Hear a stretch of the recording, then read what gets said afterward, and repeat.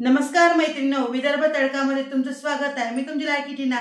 आज दिवाळी विशेष आपण चकली पाहणार आहोत। चकली करण्यासाठी रेशनचे कोणते प्रकारचे तांदूळ चालतात?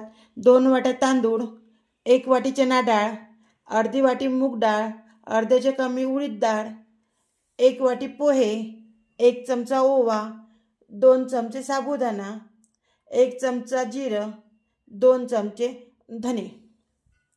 चकली करण्यासाठी सर्वप्रथम आपण हे तांदूळ 2 पाण्याने आधी धुवून काढू। त्यानंतर मूग डाळ आणि उडीद डाळ ते पण आपण धुवून काढू आणि रात्रभर वाळत ठेवू। चकली करण्यासाठी 2 वाट्या तांदूळ धुवून काढलेला आहे आणि मूग डाळ आणि उडीद डाळ हे सुद्धा आपण धुवून काढलेले आहे। सर्वप्रथम आपण तांदूळ भाजायला घेऊ। मंद आचेवर भाजून घेऊ। त्याला काळे पडणार नाही, डाग पडणार नाही याची काळजी घ्यायची आणि छान खुसखुशीत होईपर्यंत तांदूळ आपले भाजून घ्यावे। अशा प्रकारे आपले तांदूळ झालेले आहेत। भाजून झाल्यानंतर असं सुती कपडा अंथरायचे।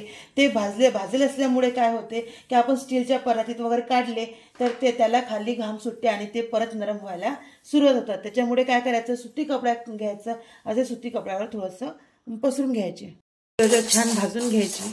ते भाजल्यानंतर डाळ हलकी होते आणि दळायला सुद्धा सोपी जाते। छान प्रकारे भाजून झालेली आहे। तिला पण आपण पसरून घेऊ। डाळ सुद्धा हलक्या हाताने भाजून घेऊ। हलकी म्हणजे मूग डाळ भाजल्यानंतर हलकी होते आणि दळायला सुद्धा सोपी जाते। त्यानंतर आपण पोहे टाकू। पोहे सुद्धा आपण भाजून घेऊ। पोह्यामुळे चकली खमंग होते आणि छान चवीला छान लागते। अशा प्रकारे आपले पोहे सुद्धा भाजले गेलेले आहेत। आपण ते पण पसरून घेऊ। ते पण कॉटन कपड्यावर पसरून घेऊ। प्रकारे साबुदाणा भाजून घ्यायचा। भाजल्यामुळे तो हलका होतो आणि दळायला सुद्धा सोपी जातो।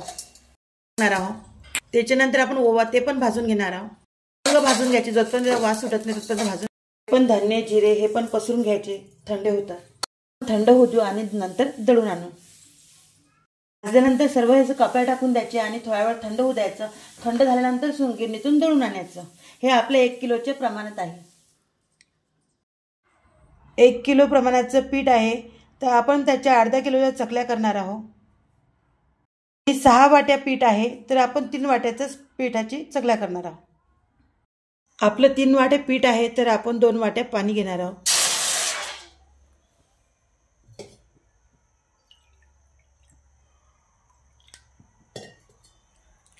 परत 1 वाटी, पण 3 वाट्या पीठ तर 2 वाट्या पाणी।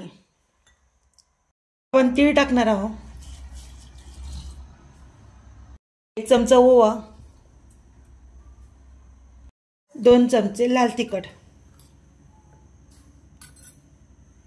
हळद, तेल टाकणार आहोत, चवीनुसार मीठ।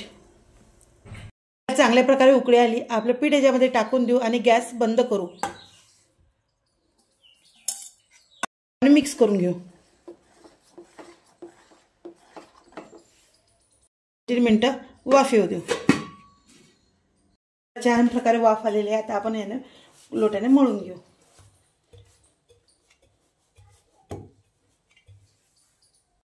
त्याच्यामध्ये आपण गोळासा टाकणार आहोत। आपण अर्धा करून नाही टाकणार, कारण त्याच्यामुळे काय होतं, अर्धा तुकडे करून जर टाकलं तर तुकड्यामध्ये हवा जाते। हवा गेल्यानंतर चकलीचे तुकडे पडतात। अशा प्रकारे चकली काढायला सुरुवात करणार आहोत। चकलीचे राऊंड आपण काढणार आहोत।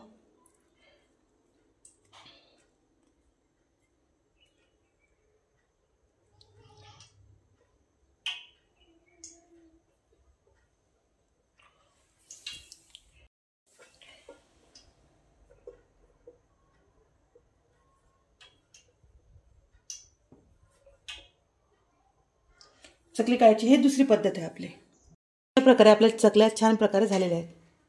एक करून त्यामध्ये आपल्या चकल्या सोडणार आहोत। असे 4 चकल्या त्याच्यामध्ये बसलेल्या आहेत। चकल्या टाकल्याबरोबर लवकर त्याला बुळबुळे येतात। भाग थोडासा कडक झाल्यामुळे आपण त्याला आता पलटी मारणार आहोत। झाल्यानंतर त्या चकल्यावरचे जे बुळबुळे आहेत तेलाचे ते बंद होतात आणि चकली तळाशी जायला सुरुवात होते। आपल्या ह्या चकल्या चांगल्या प्रकारे झालेल्या आहेत। आता त्या आपण काढून घेऊ। दुसरे चकल्या पण आपण अशा तळायला घेऊ.